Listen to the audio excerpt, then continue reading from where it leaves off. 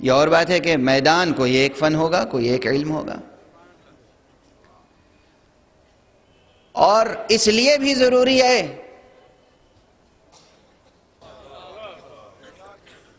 میں کوئی سیاسی تقریر نہیں کر رہا ہوں، لیکن علمی مسائل کے بھی کوئی تاریخی پس منظر ہوا کرتے ہیں.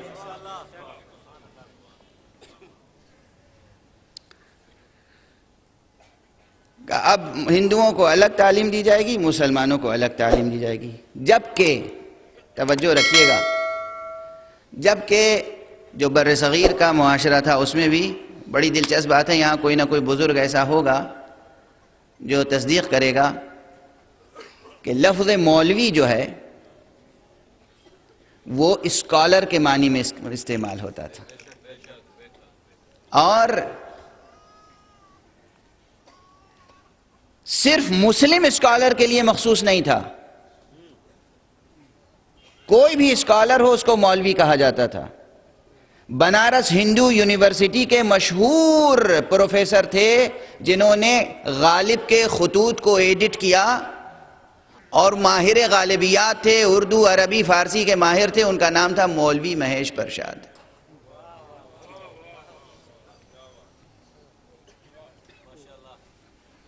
یہ لاہور میں یہ نسخہ مل جائے گا آپ کو، خطوط غالب کا وہ نسخہ جو مولوی مہیش پرشاد نے ایڈٹ کیا ہے مل جائے گا آپ کو. اور یہ ایک نام نہیں ہے، بہت سے اور نام تھے. یعنی ایسا کلچر تھا. اسکالر کو مولوی کہتے تھے، مولوی کہتے ہی تھے اسکالر کو. اچھا اب آگے بڑھوں.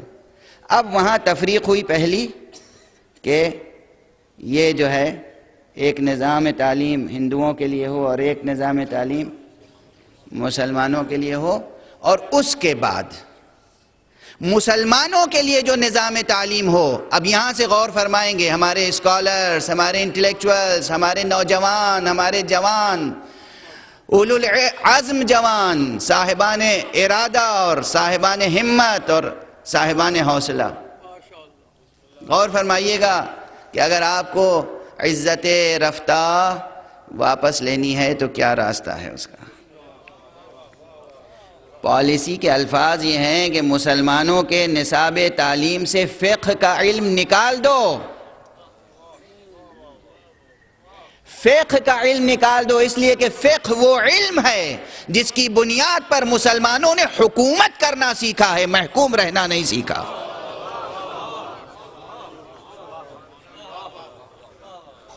اس لیے نظام تعلیم میں، نصاب تعلیم میں فقہ ہٹا دو.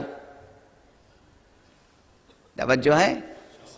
اس کی جگہ کیا پڑھاؤ؟ تاریخ پڑھاؤ، ہسٹری. کوشش کرو کہ تاریخ کے گڑے ہوئے مردے اکھڑیں اور یہ اس پر لڑیں.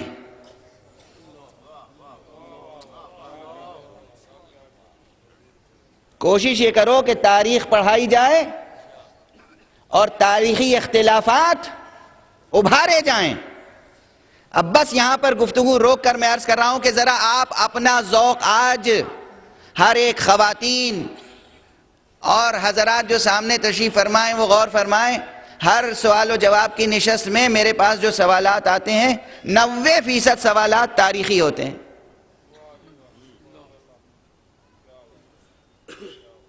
آج تک آپ تاریخ کے مسائل میں الجھے ہوئے ہیں.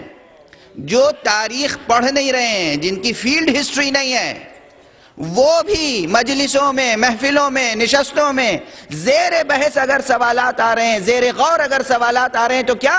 ہسٹری، تاریخ، تاریخ، تاریخ. تاریخ ماضی کا علم ہے. آپ ماضی میں جی رہے ہیں یا حال میں؟ جینے کی باتیں کیجئے.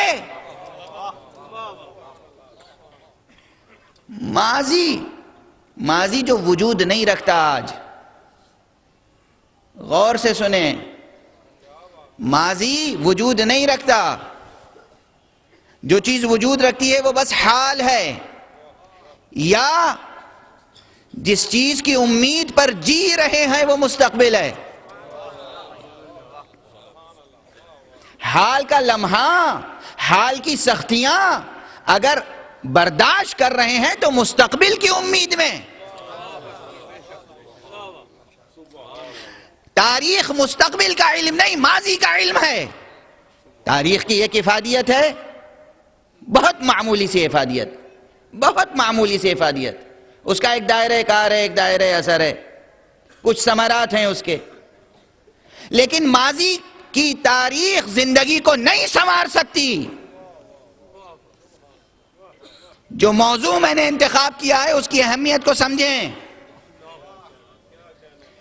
تاریخ ماضی کا علم ہے. آپ زندگی ماضی میں نہیں بسر کر رہے ہیں. ماضی میں فلاں صاحب گزرے تھے، ان کی کتنی اولادیں تھیں، ان کی کتنی بیویاں تھیں، ان کی والدہ کا نام کیا تھا، ان کی زوجہ کا نام کیا تھا، ان کا انتقال کس سن میں ہوا، کس تاریخ میں ہوا. اچھا یہ معلوم ہو جائے گا تو آپ کی زندگی کتنی سنور جائے گی.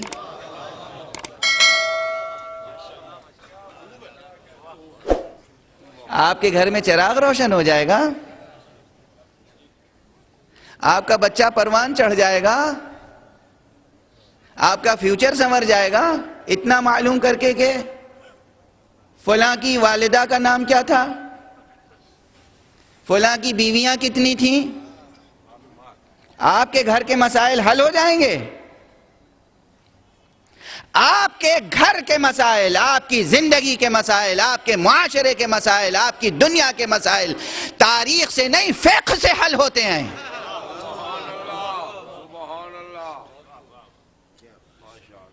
فقہی شعور ختم ہو گیا ہماری ملت سے، بلکہ ایک طرح سے فقہا سے بیزاری پیدا کر دی گئی، شریعت سے دوری پیدا کر دی گئی. کسی نے سیاست کر کے شریعت سے دور کیا آپ کو، اور اب ایک پورا طبقہ پیدا ہو گیا ہے جو ماشاءاللہ سو کال تصوف اور معرفت کے نام پر شریعت سے دور کر رہا ہے.